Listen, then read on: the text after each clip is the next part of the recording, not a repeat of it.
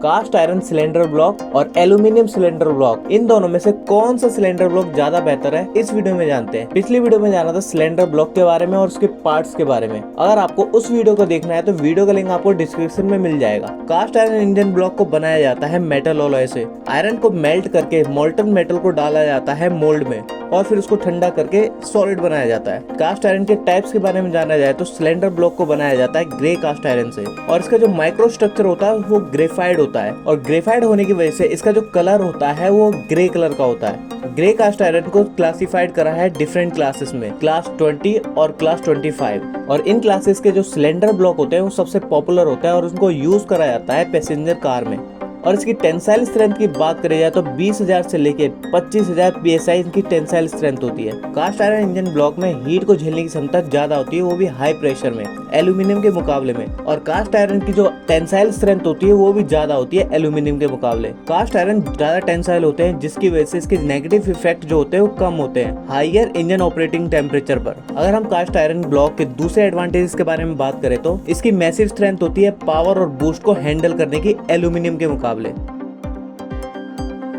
Aluminium engine block को बनाया जाता है मेटल अलॉय से। इसमें पहले एल्यूमिनियम को मेल्ट करा जाता है, फिर डाला जाता है मोल्टन मेटल को मोल्ड में, फिर उसको ठंडा करके सॉलिड बनाया जाता है। ज्यादातर एल्यूमिनियम इंजन ब्लॉक को बनाया जाता है एलॉय 319, A356 और A357। एल्यूमिनियम ब्लॉक का जो टेंसाइल स्ट्रेंथ होता है वो 10,000 से लेके 14,000 PSI तक होता है और ये aluminium engine block good heat conductor होते हैं जो कि सुपीरियर एफिशिएंसी देते हैं इंजन को जल्दी स्टार्ट करने में और पीक एक्सेलरेशन में। और ये सिलेंडर ब्लॉक सर्दियों में भी इंजन को स्टार्ट करने में ज्यादा हेल्प करते हैं। एल्यूमिनियम इंजन सिलेंडर वॉल्स में यूज करे जाते हैं कास्ट आयरन लाइनर का। लाइनर को बेसिकली स्लीव भी बोलते हैं और इसका यूज करने का रीजन ये है कि ये वियर और टियर को भी कम करता है। एल्यूमिनियम इंजन ब्लॉक का जो डिजाइन होता है उसकी वजह से जो इसका इंजन होता है वो काफी हल्का बनता है जिसकी वजह से बेटर फ्यूल इकोनॉमी मिलती है।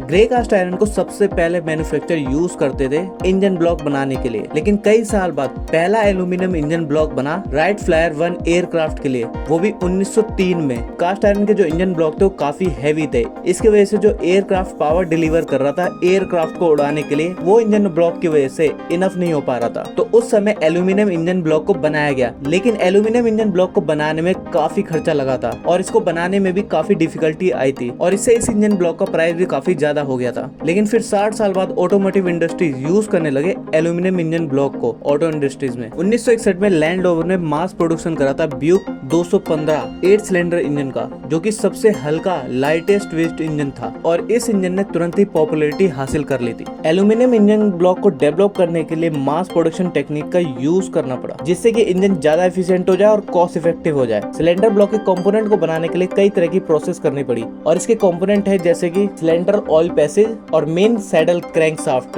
और पूरे सिलेंडर ब्लॉक को एक सिंगल यूनिट में बनाना था और इसके प्रोसेस को सिंप्लीफाई करना। 1960 से लेकर 1970 के बीच में एल्यूमिनियम इंजन ब्लॉक वाली पैसेंजर कार ने केवल 1% मार्केट शेयर होल्ड करा था। उसके बाद नए इंजन बने तो उसमें एल्यूमिनियम इंजन ब्लॉक का यूज करने लगे। 1990 से लेकर 2000 के बीच में लगभग 30% मार्केट शेयर होल्ड करने लगे और आज के टाइम में 50% एल्यूमिनियम ब्लॉक के इंजन बनाए जाते हैं और 50% कास्ट आयरन के इंजन ब्लॉक बनाए जाते हैं। एल्यूमिनियम इंजन ब्लॉक का सबसे ज्यादा यूज पेट्रोल कार में करा जाता है क्योंकि इसमें व्हीकल को काफी हल्का बनाना होता है।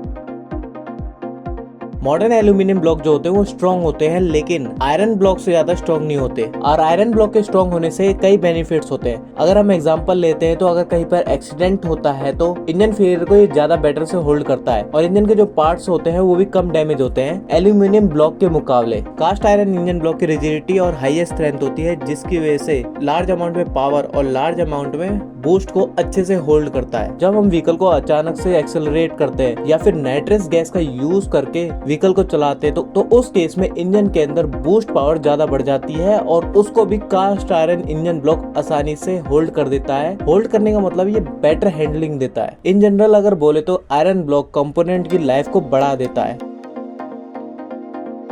एल्यूमिनियम इंजन ब्लॉक का जो वेट होता है वो 30 से लेकर 40% तक हल्का होता है कास्ट आयरन के मुकाबले, क्योंकि एल्यूमिनियम की जो डेंसिटी होती है वो कम होती है जिसकी वजह से एल्यूमिनियम का वेट रिड्यूस हो जाता है और वेट डिस्ट्रीब्यूशन अच्छे से होता है जिसकी वजह से फ्यूल एफिशिएंसी बढ़ जाती है और ओवरऑल व्हीकल का जो परफॉर्मेंस होता है वो भी बढ़ जाता है। कास्ट आयरन जो होता है वो डेंसर होता है और हैवियर होता है एल्यूमिनियम के मुकाबले, और इसकी ड्यूरेबिलिटी और स्ट्रेंथ भी काफी ज्यादा होती है। कास्ट आयरन ब्लॉक का जो वेट होता है वो हैवी होता है, इसकी वजह से ओवरऑल व्हीकल का भी वेट बढ़ जाता है, जिसकी वजह से फ्यूल एफिशिएंसी पे इम्पैक्ट पड़ता है। कास्ट आयरन ब्लॉक की जो हैंडलिंग होती है वो बेटर होती है एल्यूमिनियम के मुकाबले। कास्ट आयरन में मल्टीपल डिफॉर्मेशन की झेलने की क्षमता अधिक होती है, जिसकी वजह से इंजन के अंदर जब फ्यूल जलता है तो उसको भी ये प्रॉपर से हैंडलिंग कर पाता है, और इनकी जो लाइफ होती है वो काफी लंबी होती है। और कास्ट आयरन वाले इंजन ब्लॉक नॉइस को भी एब्जॉर्ब कर लेते हैं एल्यूमिनियम ब्लॉक के मुकाबले। इंजन ब्लॉक का जो कॉस्ट होता है वो बिग फैक्टर होता है, क्योंकि जो एल्यूमिनियम वाले व्हीकल्स की जो कॉस्ट होती है 40% ज्यादा होती है कास्ट आयरन के मुकाबले।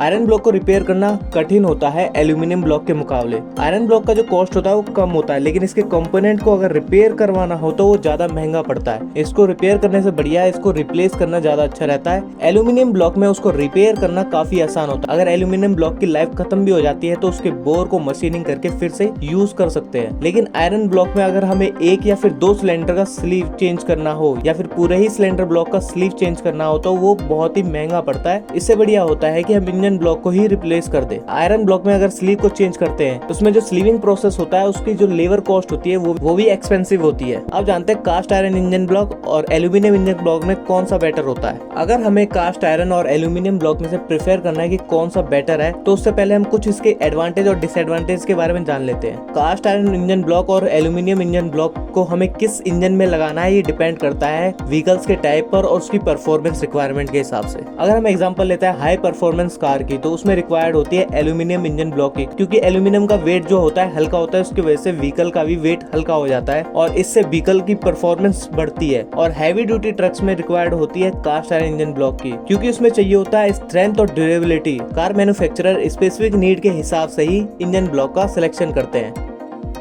Types of engine block. Vehicle में 3 टाइप्स के ब्लॉक्स का यूज करा जाता है, inline engine block, V engine और flat engine block. Inline engine block सबसे कॉमन ब्लॉक है जो कि यूज करा जाता है स्मॉल कार में, और इस इंजन का जो डिजाइन होता है वो बहुत ही सिंपल होता है और इसके जो सिलेंडर होते हैं वो अरेंज करे होते हैं एक लाइन में, और इस इंजन को स्ट्रेट इंजन भी कहते हैं। ये इंजन फ्यूल एफिशिएंट होते हैं और इनका जो साउंड होता है वो भी स्मूदर होता है। और इस इंजन का एक मेन ड्रॉबैक होता है, इसका जो परफॉर्मेंस होता है वो लो होता है वी इंजन और फ्लैट इंजन के मुकाबले। वी इंजन ब्लॉक, इसमें सिलेंडर का जो अरेंजमेंट होता है 2 बैंक्स में होता है, और इस ब्लॉक को फ्रंट व्यू से देखने में ये वी शेप का दिखता है और इन दोनों के बीच में एंगल क्रिएट होता है। वी इंजन बेसिकली होते हैं 60 डिग्री के, 90 डिग्री के और 120 डिग्री के, और इस तरह के इंजन दिखने में छोटे लगते हैं लेकिन इसमें नंबर ऑफ सिलेंडर ज्यादा होते हैं, और इसको बेसिकली यूज करा जाता है high performance mid range cars में, और इनकी एबिलिटी ऐसी होती है कि लार्ज अमाउंट में साउंड को प्रोड्यूस कर सकते हैं। वी इंजन प्रोवाइड करता है बेटर बैलेंस और रिड्यूस करता है वाइब्रेशन को अगर कंपेयर करें इनलाइन इंजन से। तो इस इंजन का जो डिजाइन होता है बहुत ही शानदार होता है, लेकिन